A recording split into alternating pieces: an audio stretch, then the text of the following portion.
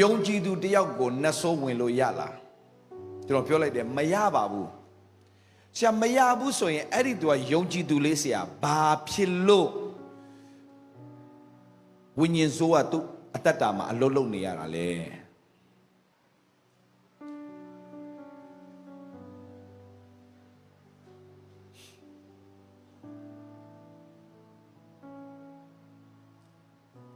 ဒီကောင်မောင်မတော့ဘာဖြစ်လို့အလုံးလုံးလို့ရလဲဆိုရင် तू ဘသူလဲဆိုတာ तू မသိလို့ तू ဘသူလဲဆိုတာ तू မသိဘူးအဲ့ဒီအခါမှ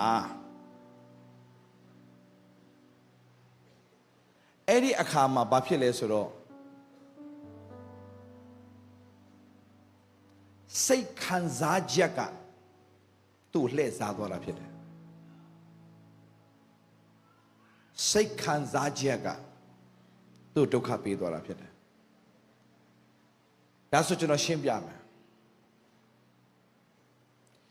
ယေရှုခရစ်တော်ကိုမိမိကယ်တင်ပိုင်ရှင်အဖြစ်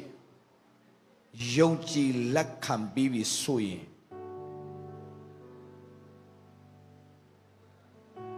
ဧဖခန်းကြီး1ငယ်73အလုံးဖတ်ရအောင်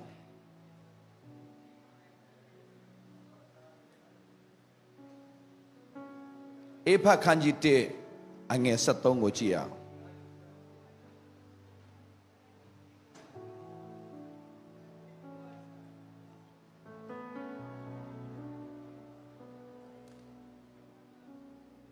ဧဖခန်းကြီး1ငယ်73တွေ့ရင်တကွာဖတ်ရအောင်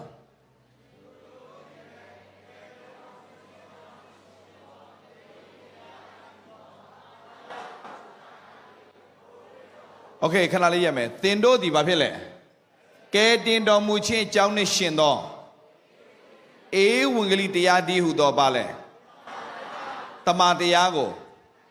ကြားနာ၍ထိုခရစ်တော်ဘာဖြစ်လဲယုံကြည်ပြီးမှဂတိတော်နှင့်ရှင်သောတန်ရှင်သောဝိညာဉ်တော်ကြီးဘာဖြစ်လဲတစိတ်ခတ်ခြင်းကိုဒါဆိုကျွန်တော်နားလည်အောင်ရှင်းပြမယ်သင်ကိုဖယားကတစိတ်ခတ်ပြီးသွားပြီဆိုရင်ဘယ်သူမှဘာမှလုတ်ပိုင်ခွင့်မရှိတော့ဒါပြောမယ်တခြားနားထောင်ပေးပါပြဖတ်ခြင်းတဲ့ဒီဥစ္စာအားလုံးပြဖတ်ရအောင်တင်တို့ဒီလေကဲတင်တော်မူခြင်းအကြောင်းနဲ့ရှင်သောဧဝံဂေလိတရားကြီးဟူသောတမန်တရားကိုကြားနာအခါခဏရက်မယ်တင်တို့ဒီကဲတင်တော်မူခြင်းအကြောင်းနဲ့ရှင်သောဧဝံဂေလိတရားဒီဟူသောတမန်တရားကိုကြားနာ၍တင်ဘလို့ခရိယံဖြစ်လာတာလဲဘယ်အရာတွေကြားပြီးတော့ဘာတွေယုံတော့ခရိယံဖြစ်လာလဲဒါရေးကြည့်တယ်သင်ဘာသာရေးတရားတွေကြားပြီးတော့ခရိယံဖြစ်လာရင်တော့ဘာမှထူးခြားမှာမဟုတ်ဘာတစိတ်ခတ်ခြင်းမှလည်းရှိမှာမဟုတ်ဘာဝိညာဉ်တော်ရဲ့တိုးထီခြင်းလည်းရှိမှာမဟုတ်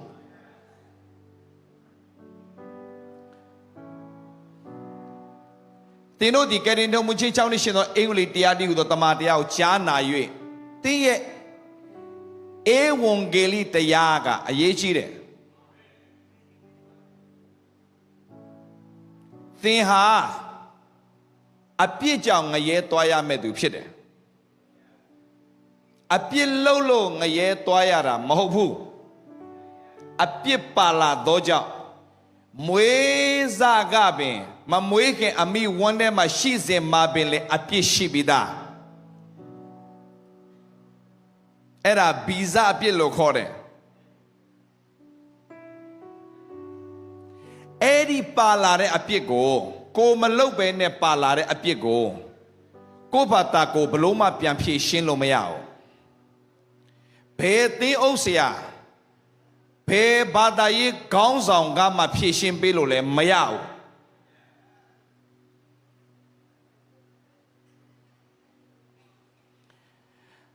ယေရှုခရစ်တော်ကငါအတွက်လဝကတိုင်မှာအသေးခံပြီးတော့မှ3 ရက်မြောက်တဲ့နေ့မှာရှင်ပြန်ထမြောက်တယ်ဘာဖြစ်လို့အသေးခံတာလဲငါရဲ့အပြစ်အတွက်လဝကတိုင်မှာအသေးခံပြီးတယ် ငါရဲ့အပြစ်တွေလဝကတိုင်မှာအသေးခံပေးတယ်ငါရဲ့အပြစ်ကြွေးအလုံးကိုလဝကတိုင်မှာဆက်ပေးတယ်ငါတို့လို့မပြောဘူးငါအတွက် personal savior တူးချင်းနဲ့ဆိုင်တဲ့ဖရားဖြစ်တဲ့အတွက်ကြောင့်သင်အတွက်ယေရှုခရစ်တော်ပေးဆက်ခဲ့တယ်ဆိုတာကိုသင်ယုံရင်သင်အပြစ်ကြွေးအလုံးကိုလဝကတိုင်မှာဆက်ပေးတယ်ဒါပေမဲ့3 ရက်မြောက်တဲ့နေ့မှာရှင်ပြန်ထမြောက်တယ်ဖရားသင်အတွက်လဝကတိုင်မှာအသေးခံပေးတာကိုသင်ယုံတယ်3 ရက်မြောက်တဲ့နေ့မှာရှင်ပြန်ထမြောက်တာကိုသင်ယုံရင်တမန်တရားကိုကြားနာ၍ထိုခရစ်တော်ကိုယုံကြည်ရင်အင်္ဂလိပ်တရားဆိုပါလဲယေရှုခရစ်တော်ငါတို့ကျင့်ခြင်းအမင်္ဂလာဘယ်သူမှမဖြေရှင်းနိုင်တဲ့ကျင့်ခြင်းအလုံးကိုသူခံသွားပေးတယ်ကောငါအပြစ်ကြွေးအလုံးကိုဆက်ပေးပြီးပြီဆိုတာကိုသင်ယုံကြည်ပြီး3 ရက်မြောက်တဲ့နေ့မှာရှင်ပြန်ထမြောက်တဲ့ဖရားဖြစ်တယ်ဆိုတော့သင်ယုံရင်ဂတိတော်နဲ့ရှင်တော်တန်ရှင်တော်ဝိညာဉ်တော်ရဲ့တစိုက်ခတ်ခြင်းကိုသင်ခံရမှာ Okay ဂတိတော်နဲ့ရှင်တဲ့တန်ရှင်တော်ဝိညာဉ်တော်ဘာလို့ကျွန်တော်အခြေခံကိုပြောနေအဲ့ဒီအခြေခံသင်ကြော်သွားလို့မရအောင်နားမလည်လို့မရအောင်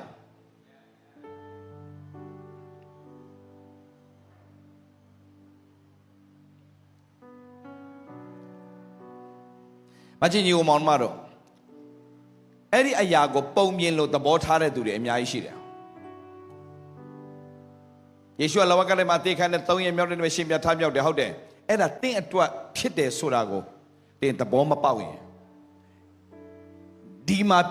မှာရတဲ့ဝိညာဉ်တော်ရဲ့တစိတ်ခတ်ခြင်းဆိုတာတင့်နဲ့ဝေးကြီးပဲအကျွန်တော်နားလည်အောင်ရှင်းပြ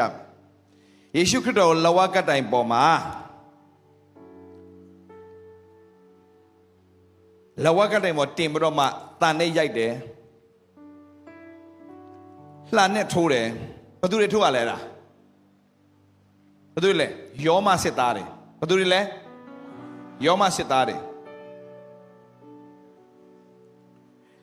ယေရှုခရစ်တော်ရှင်ပြန်ထမြောက်သွားပြီပြီးတော့ကောင်းကင်ဘုံပြန်လဲတက်ကြွသွားပြီသူရဲ့တပည့်တော်တွေဖြစ်တဲ့ပေတရုတို့ကြံခဲ့တယ်တရက်မှာပေတရုကဖယားနဲ့ကိုးကွယ်နေရင်းနဲ့ဖယားကမင်းတပားမျိုးသားတွေစီမှာသွားပြီးတရားဟောရမယ်ဆိုတော့ဖယားဖော်ပြတယ်ဒါနဲ့တပားမျိုးသားတွေကိုသူတို့ကမသွားချင်ဘူးဘာလို့ဆိုတော့တပားမျိုးသားနဲ့ဒီဧဝံဂေလိနဲ့ဘာမှဆိုင်လို့သူတို့ခံယူထားပုံရပါတယ်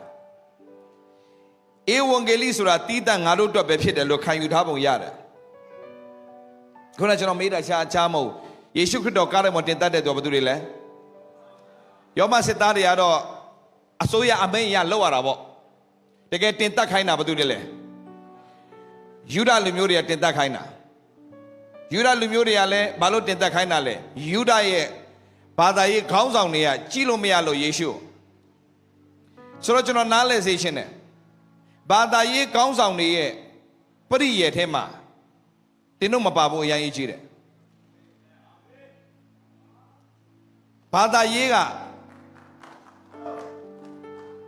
ဘာသာရေးဆွဲလန်းသွားရင်ဂိုင်းကနဆွဲလိုက်ရင်ပြီးတော့အသင်းတော်ဆွဲသွားရင်မုန်တီးရှင်းတွေပါလာတတ်တယ်ငါတို့တင်းတော်မှာငါတို့တင်းတော်ငါတို့ဂိုင်းကနမှာငါတို့ဂိုင်းကနဆိုတာမျိုးဖြစ်လာရင်မုန်တီးမှုပါလာပြီအဲ့ကလေးကတင်ဖျားနဲ့လွဲသွားပြီ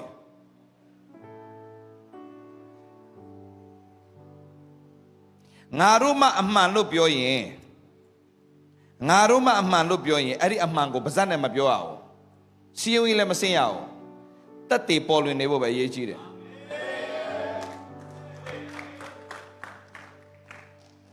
ငါကဖျားလူပါလို့ပြောစရာအကြောင်းမရှိဘူးဖျားလူမှန်ရင်တက်တေရှိတယ်အဲ့ဒီတက်တေကိုလူတွေရသွားဖို့အရေးကြီးတယ်ဒါပဲအာမင်ဆိုယေရှုခရစ်တော်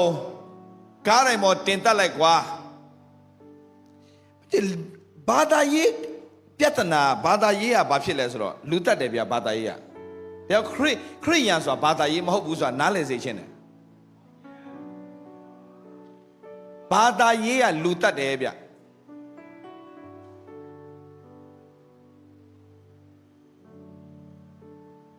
ဘာသာရေးကြောင့်အခုကဘာမှာနိုင်ငံရေးထက်ဘာသာရေးစစ်ပွဲရလူသေးပြောက်များဆုံးပဲ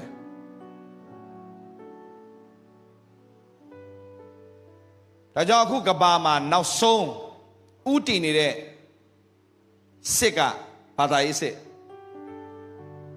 အဲ့ဒါ Holy War လို့ခေါ်တယ် Holy War ကျမ်းစာအရပြောမယ်ဆိုရင်မြင်းရဲ့ဇက်အထိသွေးရတတ်မယ်တဲ့ဆိုတော့ကဘာမှာသွေးကြောင်းစီးမဲ့ကိစ္စတွေလာတော့မယ်ဘာကြောင့်ဖြစ်မှာလဲဘာသာရေးမဟုတ်ဘူးsorry နိုင်ငံရေးမဟုတ်ဘူးဘာသာရေးဒါတင်တို့နားလဲစေချင်တာယေရှုခရစ်တော်ကားတိုင်းမှာတင်သက်တဲ့ဝိညာဉ်ကတခြားဝိညာဉ်မဟုတ်ဘာသာရေးဝိညာဉ်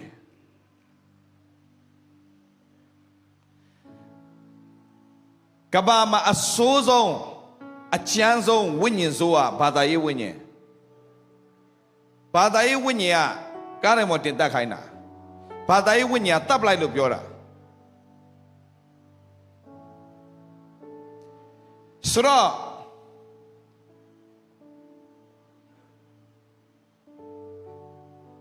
ယေရှုခရစ်တော်ကားထဲမှာတင်သက်တယ်ဒါပေမဲ့သူတို့မသိလိုက်တာကဘာသာရေးခရစ်တော်ကဘာသာရေးလာချပြတယ်ဘာသာရေးခေါင်းဆောင်မဟုတ်ဘူးဆိုတာသူတို့မသိလိုက်ဘူးစာရန်အမြဲတမ်းရှုံးတယ်စာရန်ကယေရှုကိုတတ်ပစ်လိုက်ရင်ခရစ်ယာန်ဆိုတာမရှိတော့ဘူးလို့ထင်တာပိုဆိုးသွားတာပိုဆိုးသွားတာဒီမနက်လည်းပြောသွားတယ်ချာလီခါသူ့တပ်လိုက်ပြီးပြီလို့ထင်တယ်မပြီးဘူးအဲ့ဒါပိုဆိုးမှာအဲ့ဒါပိုဆိုးမှာအဲ့လိုချာလီခါလို့လူတွေအများကြီးပေါ်လာဖို့သူတို့လှုပ်လိုက်တာအဲ့ဒါ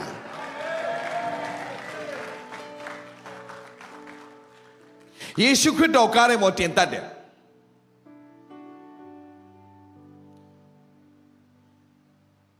ယေရှုခရစ်တော်ကားထဲမှာတင်တတ်တဲ့အခါမှာ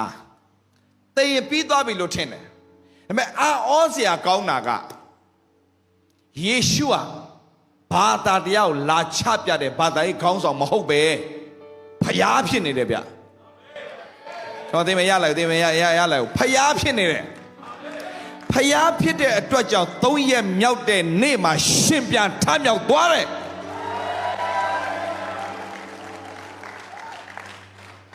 ရှင်ပြန်ထမြောက်သွားတယ်ဆိုတာကိုမယုံတဲ့လူရှိရင်ရှင်ပြန်ထမြောက်သွားတဲ့အခါမှာဒါဆိုရှင်ပြန်ထမြောက်ဘာဖြစ်လို့လောကမှာမနေတာလဲလောကမှာရက်40ရှင်ပြန်ထမြောက်ပြီးရက်40နေသွားတယ်ဒါဆိုဘာဖြစ်လို့ဆက်မနေတာလဲလို့မေးဖြေမယ်ယေရှုခရစ်တော်ကဒီလောကကိုကြွလာတဲ့ရည်ရွယ်ချက်ကလူသားတွေအားလုံးကိုအပြစ်မှာကယ်ချွတ်ဖို့ယေရှုဟူသောနာမည်နဲ့ကြွလာပေးပြီးသူလှုပ်ရှားရှိတာသူအပြီးပိုင်ကုန်လှုပ်သွားတယ်ဟာလေလုယာဟာလေလုယာဒါကျွန်တော်နားလည်အောင်ရှင်းပြမယ်နားလည်အောင်ရှင်းပြဒေးဗစ်ဘက်ခမ်လို့ပြောလိုက်တာနဲ့သင်တို့ဘာအောင်မြင်လဲဘာကျွမ်းကျင်လဲသူရဲ့ professional ဘာလဲsoccer David Beckham professional is a soccer what about Tiger Woods what is his professional hello golf Michael Jordan လို့ပြောရင်သူရဲ့ professional ဘာလဲ basketball Jesus လို့ပြောတယ်သူရဲ့ professional ဘာလဲ savior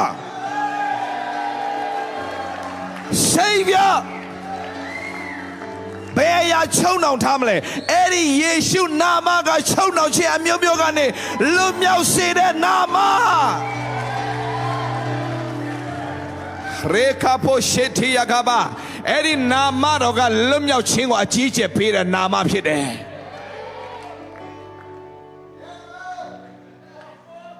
ဟာလေလုယာ ယ်ချုံနှောင်ချင်းရှိမလဲဘယ်အရာတွေကချုံနှောင်နိုင်မလဲဘယ်တန်ကြိုးကချုံနှောင်ထားမလဲတင်းချိုင်းတစားအပြင်နားမှာကိုယ့်ရဲ့အသားကိုဟာလာအုံနဲ့ချစ်တန်ကြိုးနဲ့ချီတာတော့မှတန်ကြိုးပြတ်သွားတဲ့နတ်ဆိုးလေးကောင်တန်ကြိုးတော်ချီထားတာသူ့ကိုထိန်းလို့မရဘူးဒါပေမဲ့ယေရှုရှေ့ရောက်တဲ့အခါမှာအဲ့ဒီတန်ကြိုးတွေအကုန်ပြတ်ထွက်ပြီးလွတ်မြောက်ခြင်းရတဲ့အထိဖခင်ချီးမြှောက်တယ်ဒီနေ့ဘယ်အရာတွေချီနှောင်ထားလဲယေရှုနာမအပြင်လွတ်ပြီးဖြစ်ကြောင်းကြေညာလိုက်တယ်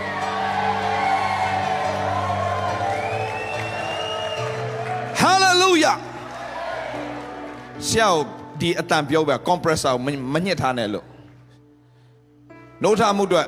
အဲ့ဒီအတန်က compressor လာညှစ်တာကျွန်တော်မကြိုက်ဘူး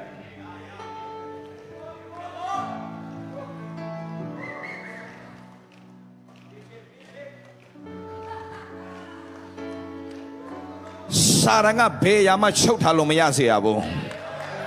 အာမင်အာမင်တင်းအောင်မြင်ပြီးသားသူဖြစ်တယ်ဒီနေ့တင်းကိုဘယ်အရာတွေရှုံနှောင်ထားလဲဘယ်အရာတွေရှုံနှောင်ထားလဲတင်းပြောလိုက်ဖို့တခုပဲရှိတယ်ယေရှုနာမနဲ့ဘယ်အရာမှငါ့ကိုချုပ်ထားလို့မရဘူးလို့တင်းဝန်ခံရင်အဲ့ဒီချုပ်နှောင်ရှိတဲ့အားလုံးကနေတင်းလွတ်မြောက်ပြီးဖြစ်တယ်ဆိုတော့နားလည်ရတယ်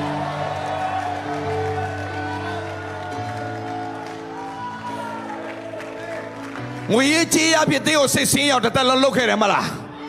အခုစချင်နိုင်ညာလိုက်စမ်းပါ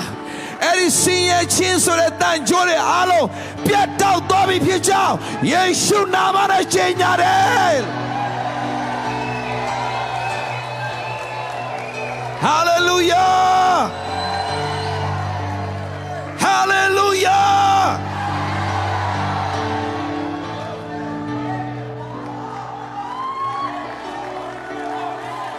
ဟာလေလုယာ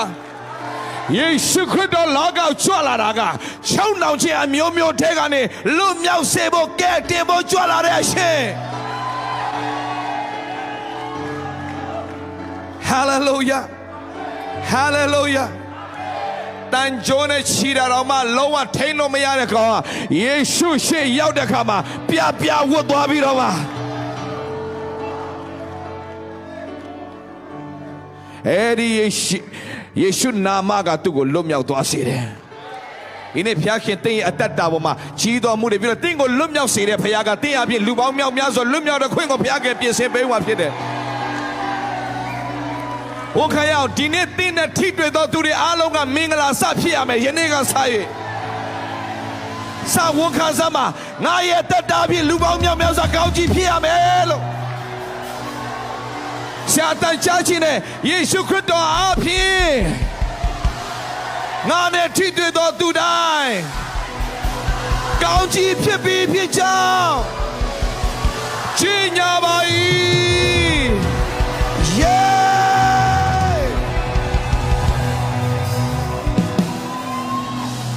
ဟာလေလု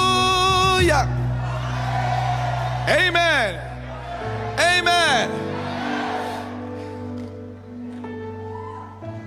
စာရရှုံးနေသွားပြီစာရရှုံးနေသွားပြီ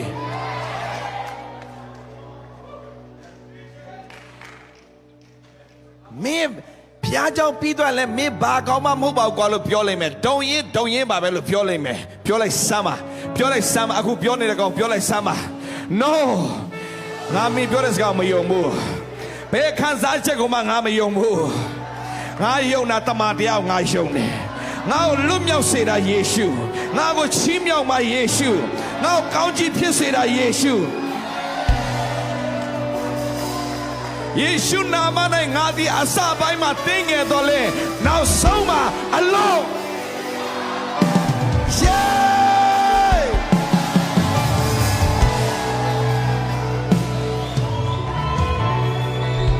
ဘယ်တော့အပြစ်မတင်ဘူးအချစ်နဲ့မျက်မှောက်တော်လေးရအောင်ဆွဲခေါ်တယ်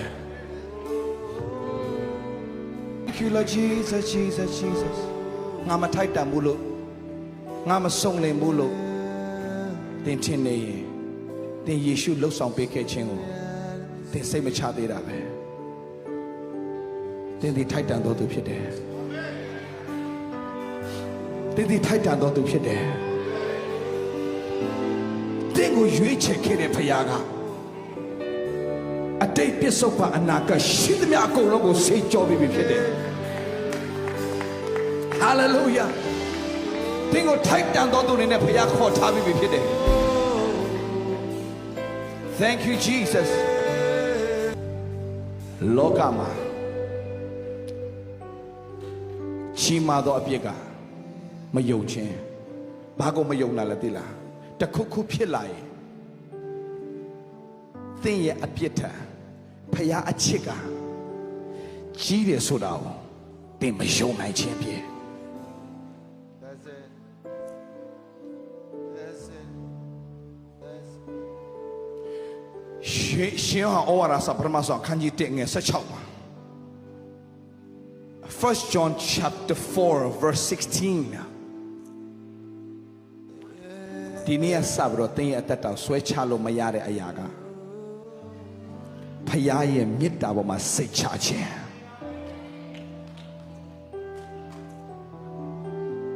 ဖခင်ကဒီငါတို့ကိုချစ်တော်မူခြင်းမေတ္တာကို